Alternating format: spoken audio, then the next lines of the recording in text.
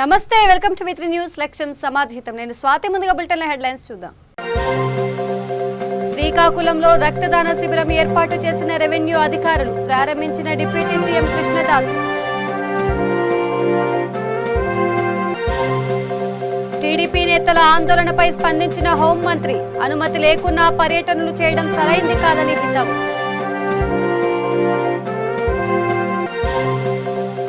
Nellore TDP నేతలు వినూత్న నిరసన జగనన్న ఇళ్ల స్థలాల్లో నాటక ప్రదర్శన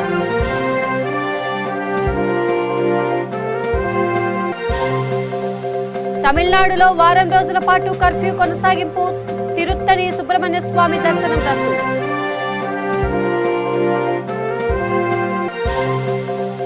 ఇబ్రహీంపట్నంలో క్రషర్స్ అండ్ క్యారీస్ ఓనర్ ప్రధాన కార్యదర్శి ప్రెస్ మీట్ ప్రతిపక్షాల ఆరోపణల్లో వాస్తవాలు లేవని స్పష్టం.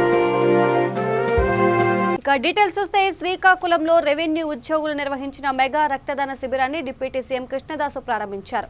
హెల్త్ ఎమర్జెన్సీ పరిస్థితిలో ప్రతి ఒక్కరూ రక్తదానం చేసేందుకు ముందుకు రావాలని కృష్ణదాస్ పిలుపునిచ్చారు. జిల్లాలో రక్త నిల్వలను పెంచే దిశగా ప్రతి ఒక్కరూ కృషి చేయాలని విజ్ఞప్తి చేశారు.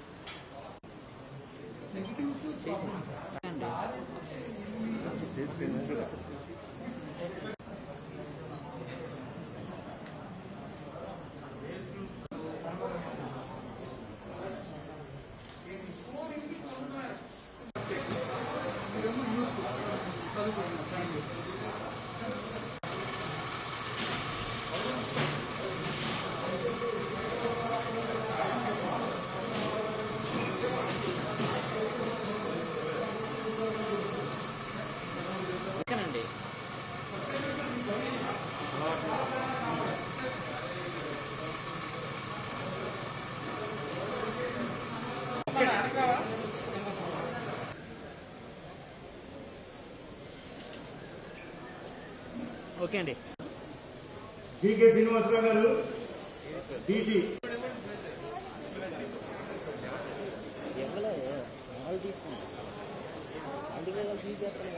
ఈరోజు మా రెవెన్యూ శ్రీకాకుళం రెవెన్యూ డివిజన్ సంబంధించి రెవెన్యూ ఉద్యోగులంతా కలిసి పెద్ద ఎత్తున మెగా రక్తదాన శిబిరం వేళ నిర్వహించడం జరిగింది. సుమారు 500 మంది వరకు ప్లాన్ చేయడం జరిగింది. ఇప్పటికే 100 పైన జరిగాయి. చాలామంది దాతలు ముందుగా అనేక మందికి ఉన్నారు. నిజంగా దాత ఎప్పుడు గొప్పవాడు సమాజంలో.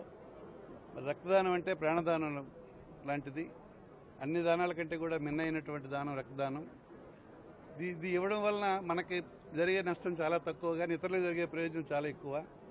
మరి దీనికి స్పందించి ఒక మంచి నిర్ణయం తీసుకున్న గౌరవ కలెక్టర్ గారికి, జేసీ గారికి, ఇతర రెవెన్యూ డివిజన్ వారందరికీ కూడా హృదయపూర్వక అభినందనలు తెలియజేస్తున్నాను.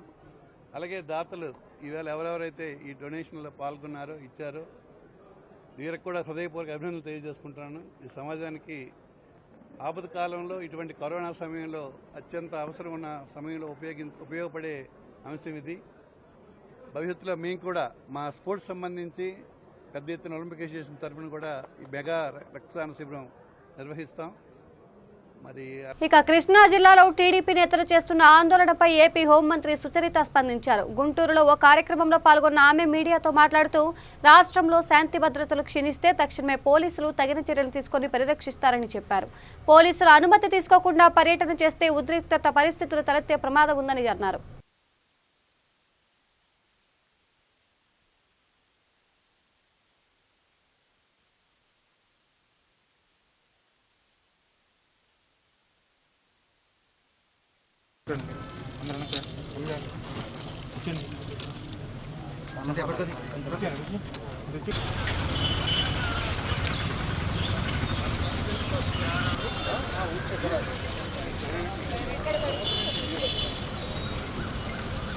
ఎస్సీ ఎస్టీ కేసు అంటే ఇప్పుడు ఎవరో వెళ్ళి కేసు ఫైల్ చేస్తారు.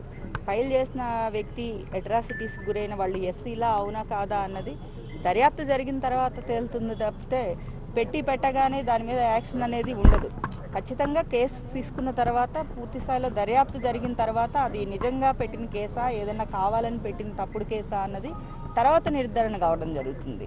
దానికి అనవసరంగా మా మీద తప్పుడు కేసులు పెట్టేస్తారు అని చెప్పేసి గొడవ చేస్తూ ఉన్నారు. నిజంగా తప్పు చేయకపోతే ఎవరికి కూడా శిక్షలు అనేవి ఉండవు. ఈ ప్రభుత్వంలో ఎవరైతే తప్పు చేస్తారో వాళ్ళ మీద మాత్రమే యాక్షన్ అనేది ఉంటుంది. అంతేకాకుండా మరి ఎవరైతే ఇప్పుడు ఏదన్నా వెళ్ళదలుచుకున్నప్పుడు నిజ నిర్ధారణ కాబట్టి పర్మిషన్ తీసుకోమన్నారు. పర్మిషన్ తీసుకున్నట్లయితే మరి అక్కడికి వెళ్ళడానికి ఏదన్నా శాంతి భద్రతల విఘాతం కలిగింది అన్నప్పుడు మాత్రమే పోలీస్ ఇంటర్ఫియర్ అవ్వడం జరుగుతుంది. ఇప్పుడు వాళ్ళు పర్మిషన్ లేకుండా వెళ్ళడానికి ప్రయత్నం చేస్తున్నారు కాబట్టి అక్కడ ఏదన్నా గొడవలు జరుగుతాయని చెప్పేసి ముందు జాగ్రత్త చర్యగా వాళ్ళని నిర్బంధించడం జరిగింది. నెల్లూరు జిల్లాలో టీడీపీ నేతలు వినూత్న రీతిలో నిరసన చేపట్టారు. జగన్ ఇళ్ల స్థలాల వద్ద నాటక ప్రదర్శన చేశారు. 6 అంకణాల స్థలంలో ఇల్లు కట్టుకుని ఎలా ఉండాలంటూ ధర్నాకు దిగారు. వెంటనే 9 అంకణాల స్థలాన్ని ఇచ్చి 4 లక్షల నిర్మాణ ఖర్చులు ఇవ్వాలని డిమాండ్ చేశారు. నగర ఇన్ఛార్జి కోటంరెడ్డి శ్రీనివాసులరెడ్డి ఆధ్వర్యంలో నిరసన కొనసాగింది. కళాకారులతో జరిగిన నిరసన ప్రదర్శనను ప్రజలు ఆసక్తిగా తిలకించారు. ఉంటే ఎట్లుంటాయా?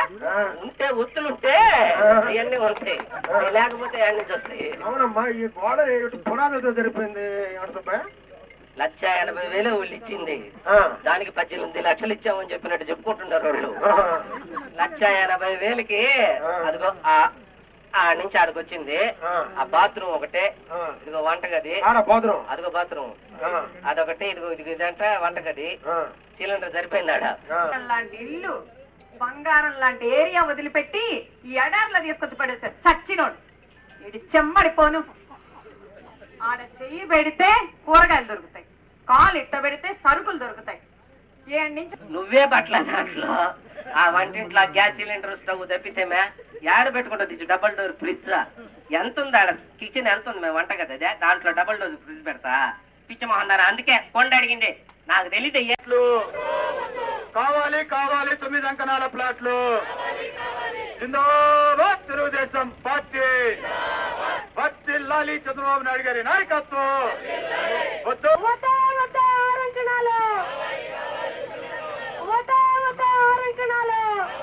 పేదలందరికీ 9 అంకణాల ప్లాట్లు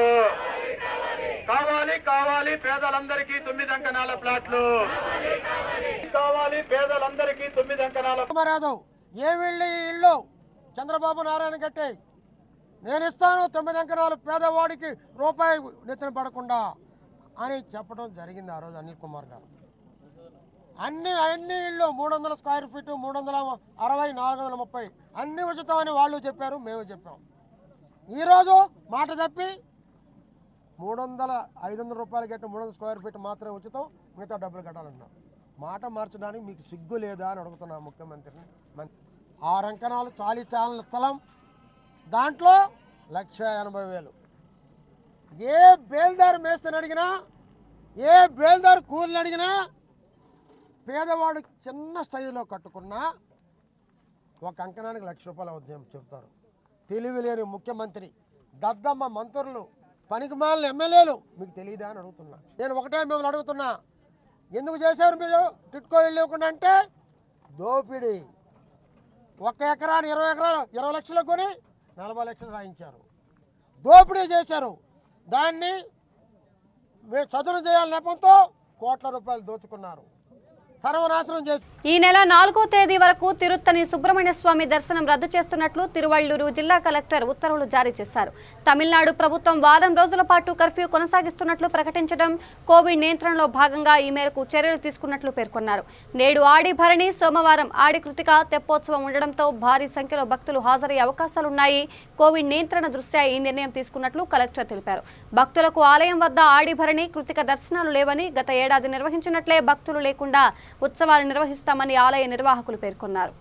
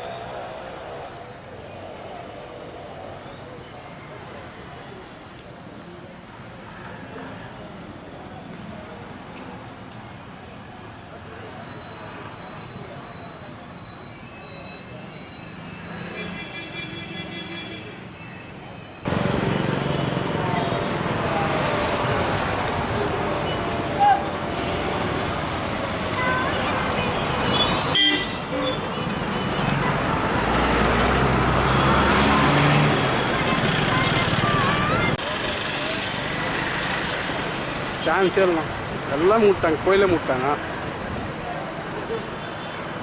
போகலாம்ண்ணா.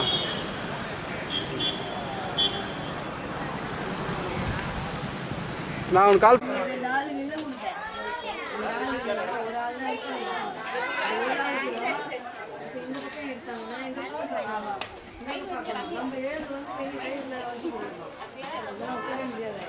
அண்ணா ஆட்டோ கொஞ்சம் முன்னாடி அண்ணா, கொஞ்சம்ண்ணா இந்த வீடியோ எடுத்துறேன்.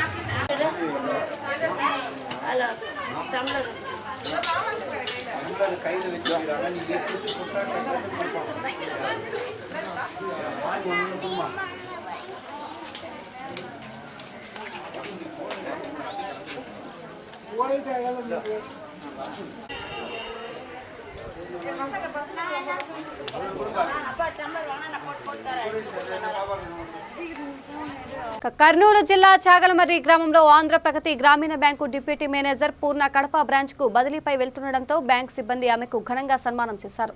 హమాలీ సంఘం అధ్యక్షుడు Gutti Narasimhulu, bank manager Abdul Hussain, field officer Eshwar Reddy ఆధ్వర్యంలో పూలమాలలు వేసి ఘనంగా వీడ్కోలు పలికారు. ఈ కార్యక్రమంలో క్యాషియర్ ఓబులేసు, రూపా, మెసెంజర్ సురేష్ పాండే తదితరులు పాల్గొన్నారు.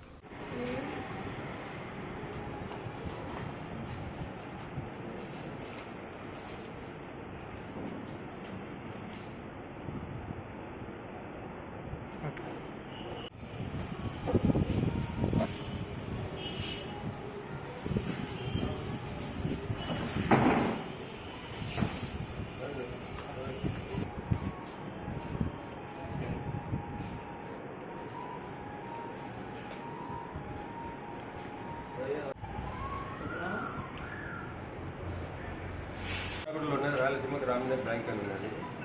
దానికి మేము చాగలమర్రికి ట్రాన్స్ఫర్ చేయడానికి చాలా ప్రయత్నాలు చేసి డిఎం గారితో కొట్లాడి మేము ఇక్కడ చేపిస్తున్నాం. మేము ఎంత డిపాజిట్ చేపిస్తామని ఆ రోజు డిఎం గారు వాదించారు. మాకు శక్తిని ఎంత చేపిస్తాం సార్, బడ్జెట్ స్థాపనని మా ముఖ్యం అని చెప్పినప్పుడు రామకృష్ణారెడ్డి సార్ గారు ఇక్కడికి చేయించినాము. ఇక్కడ అభివృద్ధి త్వరలో కనిపిస్తున్నాము. ఈ బ్యాంకులో మేనేజర్ గారి స్టాఫ్ అంతా కూడా ఎవరితో కూడా కొట్లాడకుండా మంచిగా నవ్వుతానే వర్క్ చేస్తున్నారు. రికవరీ కూడా బాగానే చేస్తున్నారు. దుష్ట శక్తులకు జాగ్రత్త ఉన్నాం. ఇంతకుముందంటే ఒక భారీ ఎఫెక్ట్ జరిగింది బ్యాంకులో గోల్డ్ దాంట్లో, అది దానికి జాగ్రత్తగా చేసుకుంటున్నారు.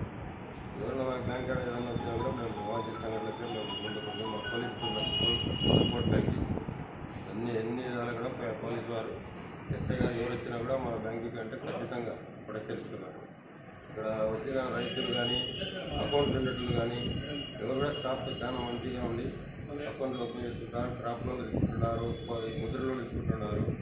ముద్దు పనులు కానీ అందరూ ఎవరు కూడా సమస్యలు రాకుండా మేనేజర్ సార్ గారు, ఫీల్డ్ ఆఫీసర్ గారు, క్యాషియర్ గారు, మేడం గారు ఇద్దరు బాగా చేశారు. దానివల్ల మా బ్యాంక్ ఇంకా అభివృద్ధిలోకి మాట్లాడాలి, పెద్ద బ్రాంచ్ కావాలని కోరుకుంటున్నాను. నరసింహ గుంటూరు జిల్లా ప్యాడిసన్పేటలో 40 సెంటర్లో నిరుపయోగంగా ఉన్న చెరువును పూడ్చినందుకు ప్యాడిసన్పేట సంఘస్థులు ఉపసభాపతి కోన రఘుపతికి ధన్యవాదాలు తెలిపారు. చెరువును పూడ్చిన సందర్భంగా 10వ వార్డు వైసీపీ ఇన్ఛార్జ్ ఇనగలూరి మాల్యాద్రి మీడియాతో మాట్లాడుతూ ఆ స్థలంలో పార్కును నిర్మించాలని, పార్కు చుట్టూ కాంపౌండ్ గోడ నిర్మించి లోపల రీడింగ్ రూమ్ ఏర్పాటు చేయాలని విజ్ఞప్తి చేశారు. అదేవిధంగా పార్కులో కోన ప్రభాకర్రావు విగ్రహం ఏర్పాటు చేసేందుకు అనుమతులు ఇవ్వాలని కోరారు. అనంతరం బాపట్ల మున్సిపల్ కమిషనర్ ఏ భాను ప్రతాప్ కు వినతి పత్రం సమర్పించారు. ఈ కార్యక్రమంలో వైసీపీ నాయకులు సున్నం వెంకటేశ్వర్లు, గ్రామస్తులు పాల్గొన్నారు. ఈరోజు బాపట్ల శాసనసభ్యులు, ఆంధ్ర రాష్ట్ర డిప్యూటీ స్పీకర్ శ్రీ కోన రఘుపతి గారి ఆదేశాల మేరకు బాపట్ల ప్యాడిసన్పేట 10వ వార్డులో గత 100 సంవత్సరాల నుంచి నిరుపయోగంగా ఉన్నటువంటి చెరువుని పూడ్చి దాని డెవలప్మెంట్ కొరకు జరుగుతున్న క్రమంలో మొదటిగా డిప్యూటీ స్పీకర్ గారి ఆదేశాల మేరకు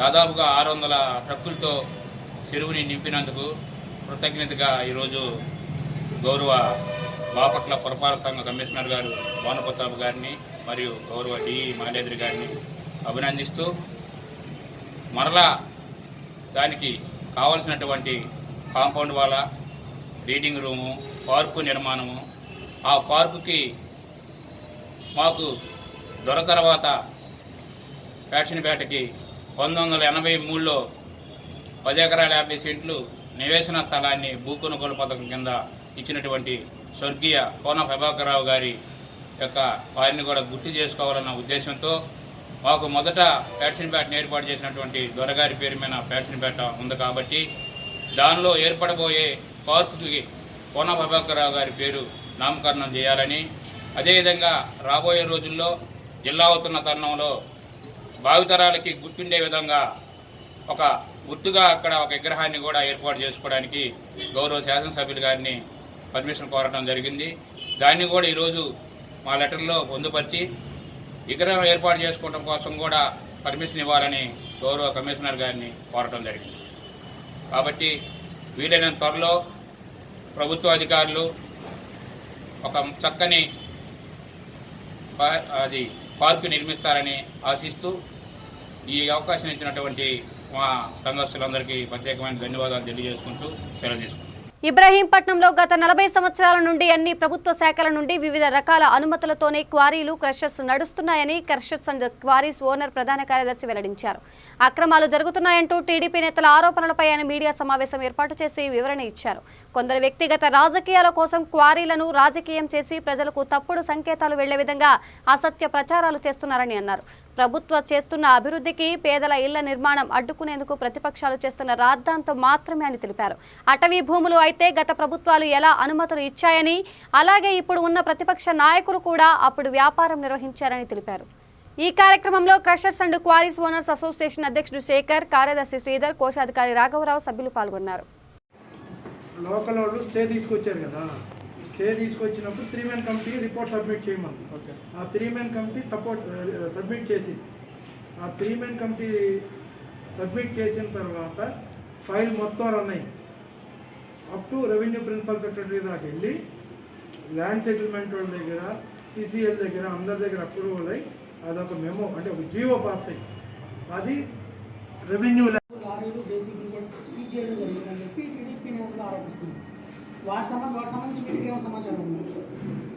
అది మాకు తెలియని సబ్జెక్ట్ అండి. అక్కడ జరిగిందని మేము న్యూస్ ద్వారానే చూస్తున్నాము. మా అక్కడ ఆ ఏరియాలో కొన్ని వెహికల్స్ సీజ్ చేసిన మాట వాస్తవం. తర్వాత ఆ సీజ్ చేసిన వాళ్ళు కోర్టుకి వెళ్ళి కోర్టు నుంచి ఏదైనా పెనాల్టీ ఏమైనా కట్టేసి తీసుకొచ్చున్నారో అది మాకు దాని గురించి నాలెడ్జ్ లేదండి. ఇప్పుడు అక్రమ మైనింగ్ దానికి దీనికి సంబంధం లేదండి. ఫర్ ఎగ్జాంపుల్ ఒక వెహికల్లో ఒక 10 టన్స్ లోడ్ తీసుకెళ్ళాలి. ఇప్పుడు కొంచెం ఎక్కువ లోడ్ తీసుకెళ్తే కూడా దానికి ఫైన్ వేసే ఛాన్సెస్ ఉంటాయి. సో దీనికి ఏం టాపిక్ అది మాకు తెలియదండి. సో అది ఇప్పుడు అయితే ఆ ఇష్యూ సాల్వ్ అయిపోయింది. This is about 1.5 year back జరిగిన స్టోరీ. ఇప్పుడు అంటే దేవినేని మహేశ్వరరావు అయితే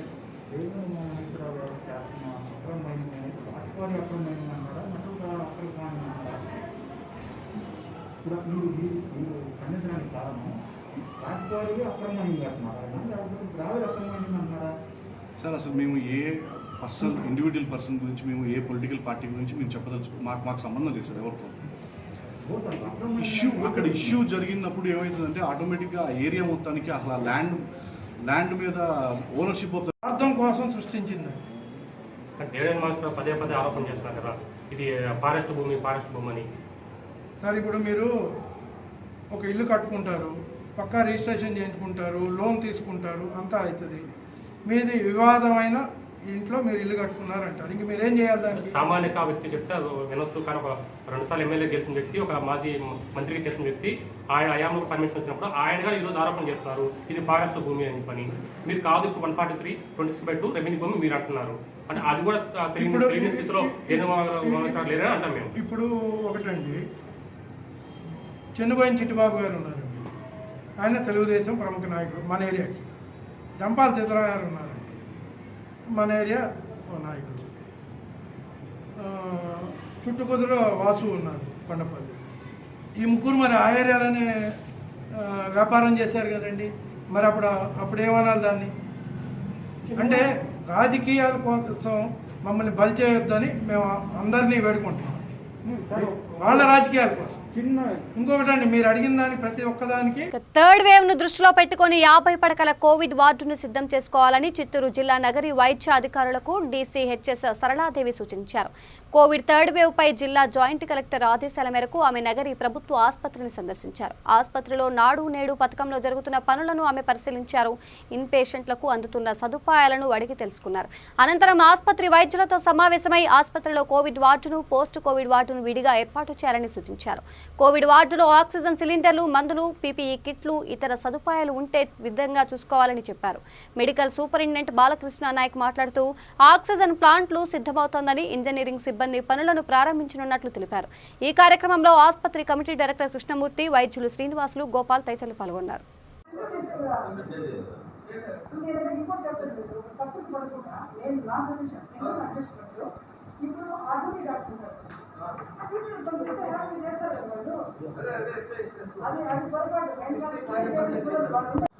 కలెక్టర్ గారి ఆదేశాల మేరకు, జేసీ గారి సూచనల మేరకు మనము థర్డ్ వేవ్ మీద మన డాక్టర్స్ అన్ని అలర్ట్ చేసి వాటి మీద ప్రిపేర్ చేసుకుంటూ ఉన్నాము. మన చిత్తూరు జిల్లాలో వైద్య విధాన పరిషత్ హాస్పిటల్స్లో మనం ఏ విధంగా బెడ్స్ అరేంజ్మెంట్స్ చేసుకోవాలని మనకు కలెక్టర్ గారు ఆల్రెడీ మనకు మీటింగ్ కండక్ట్ చేసి చెప్పిన్నారు. ఆల్ ఏరియా హాస్పిటల్స్లో మనం దాదాపు నగరి ఏరియా హాస్పిటల్ 50 పడకలుగా మనము కోవిడ్ పేషెంట్స్ రెడీ చేసుకుంటున్నాము. ఇందులో భాగంగా 40 బెడ్లు అడల్ట్కి, పెద్దవాళ్ళకి, పిల్లలకి 10 పడకలు రెడీ చేసుకుంటున్నాము. దీనికి అన్నిటికీ కావాల్సిన ఆక్సిజన్ పైప్ లైన్స్ కానీ, ఇంకా పిఎస్ ఆక్సిజన్ డ్రగ్స్ కానీ, ఈ విధంగా సదుపాయాలను సమకూర్చుకోమని సార్ ఆదేశించారు. కాబట్టి ఆ విధంగా వర్క్ జరుగుతుంది. ఇంజనీరింగ్ వర్క్స్ జరుగుతున్నాయి. ఆ పిఎస్ఏ ప్లాంట్ త్వరలోనే వస్తుంది. మనకు ఈ చుట్టుపక్కల ప్రాబ్లమ్స్ లేకుండా పేషెంట్లు మరి అందరూ రియా హాస్పిటల్కి పోకుండా ఇక్కడే కన్వీనియంట్గా 50 పడకలు కోవిడ్ వార్డు రెడీ చేసుకుంటూ ఉన్నాము. తర్వాత వార్డు రెడీ చేసుకుంటున్నాము. దీనికి కావాల్సిన కన్జ్యూమబుల్స్, డ్రగ్స్, ఇంకా పీపీఈ కిట్స్, ఇంకేం కావాల్సిన దానికి సదుపాయాలన్నీ సమకూర్చుకునే విధంగా తయారు చేసుకుంటూ రెడీ అవుతున్నాం. డాక్టర్స్ను వీళ్ళందరి విధంగా ఎందుకంటే థర్డ్ వేవ్లో పెద్దవాళ్ళు కాకుండా పిల్లల మీద ఎక్కువ వస్తున్నట్టుగా సూచనలు ఉన్నాయి. కాబట్టి పిల్లలకు సపరేట్గా వాళ్ళని ఏ విధంగా డీల్ చేయాలో ట్రీట్మెంట్ ఇవ్వడానికి కూడా డాక్టర్స్ని కానీ, స్టాఫ్ నర్సెస్ కానీ అందరినీ డిఎంఎండ్హెచ్ఓ గారి సహకారంతో రియా హాస్పిటల్లో డాక్టర్స్తో వాళ్ళందరినీ ట్రైన్ చేసుకుంటూ రెడీగా ప్రతి డాక్టర్స్, పిల్లల డాక్టర్స్ తక్కువ ఉన్నారు కాబట్టి మిగతా జనరల్ డాక్టర్స్ని ట్రైన్ చేయించి మనం ఈ పేషెంట్ ట్రీట్మెంట్ ఇచ్చే విధంగా రెడీ చేసుకుంటాం. చిత్తూరు జిల్లా కుప్పంలో ట్రాన్స్ఫార్మర్స్లను దొంగలిస్తున్న అంతర్రాష్ట్ర ముఠాను పోలీసులు అదుపులోకి తీసుకున్నారు. కుప్పం నియోజకవర్గంతో పాటు పలమనేరు పరిసర ప్రాంతాల్లో ట్రాన్స్ఫార్మర్ దొంగతనం కేసులు భారీగా నమోదవడంతో పోలీసులు ప్రత్యేక బృందాలను ఏర్పాటు చేసి విచారణ చేపట్టారు. తమిళనాడుకు చెందిన 4 వ్యక్తులను అరెస్ట్ చేశారు. వారి నుండి కుప్పం నియోజకవర్గంలో 9 ట్రాన్స్ఫార్మర్లను ధ్వంసం చేసి దోచుకున్న 5 లక్షల విలువైన రాగి వైర్లను స్వాధీనం చేసుకున్నారు. వీరిపై పలు పోలీస్ స్టేషన్లలో 21 పైగా కేసులు ఉన్నట్లు పోలీసులు తెలిపారు.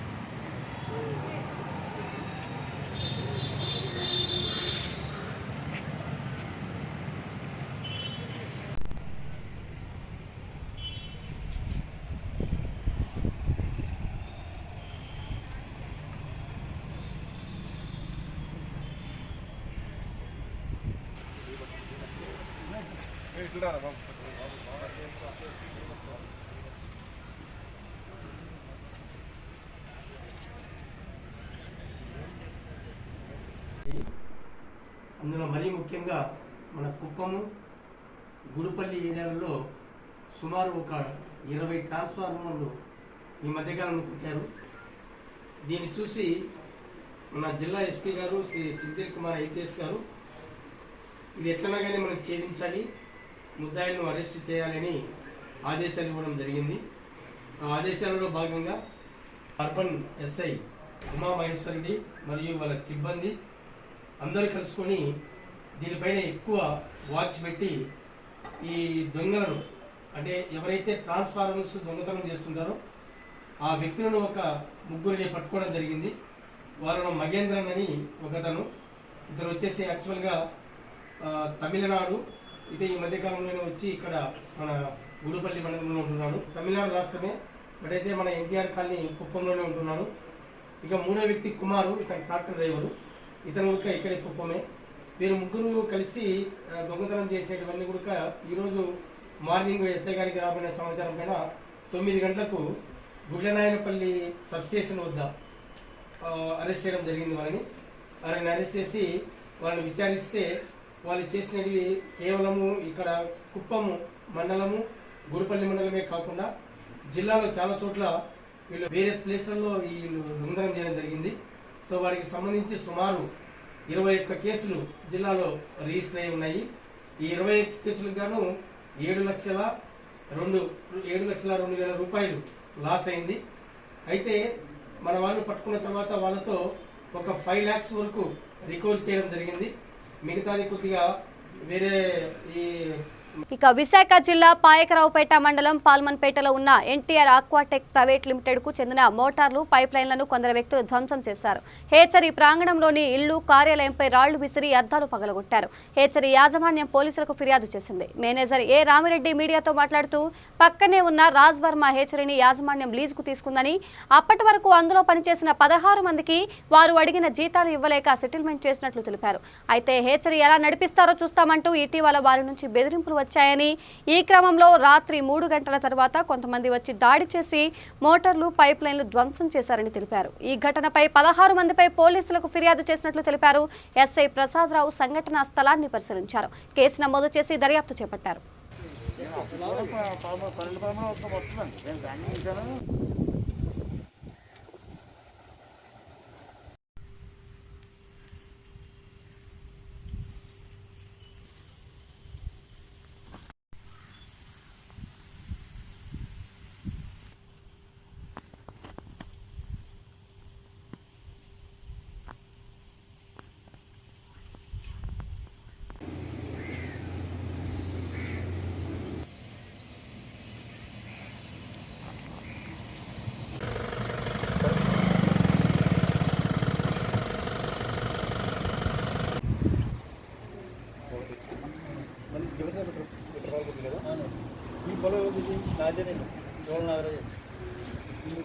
మండలంలో స్థాపించబడిన ఎన్టీఆర్ హ్యాచరీ పాల్మానపేట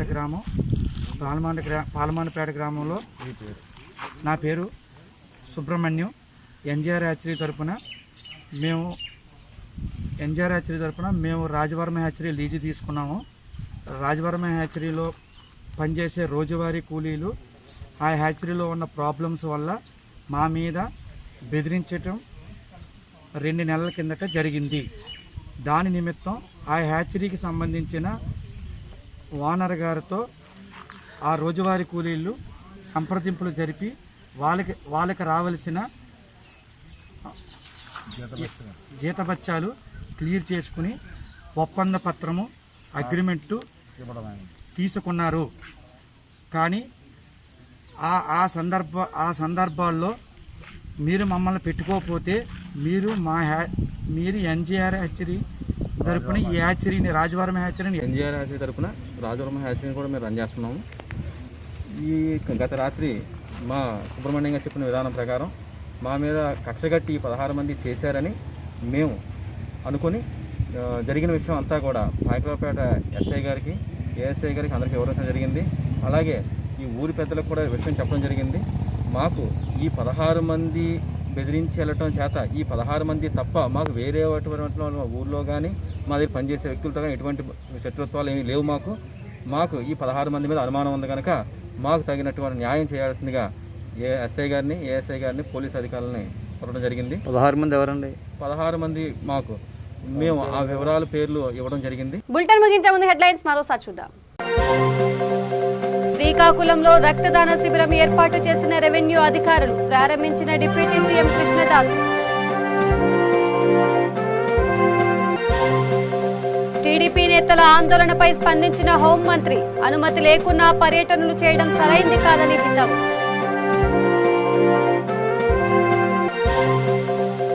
నెల్లూరు నెల్లూరు టీడీపీ నేతలు వినూత్న నిరసన, జగనన్న ఇళ్ల స్థలాల్లో నాటక ప్రదర్శన.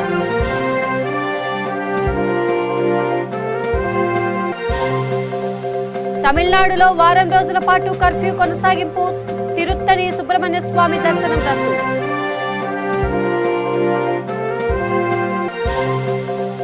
ఇబ్రహీంపట్నంలో క్రషర్స్ అండ్ క్యారీస్ ఓనర్ ప్రధాన కార్యదర్శి ప్రెస్ మీట్, ప్రతిపక్షాల ఆరోపణల్లో వాస్తవాలు లేవని స్పష్టం. ఇవి బులెటిన్ అప్డేట్స్. మరిన్ని అప్డేట్స్ కోసం చూస్తూనే ఉండండి V3 న్యూస్. లక్ష్యం సమాజ్ హితం. నమస్కారం.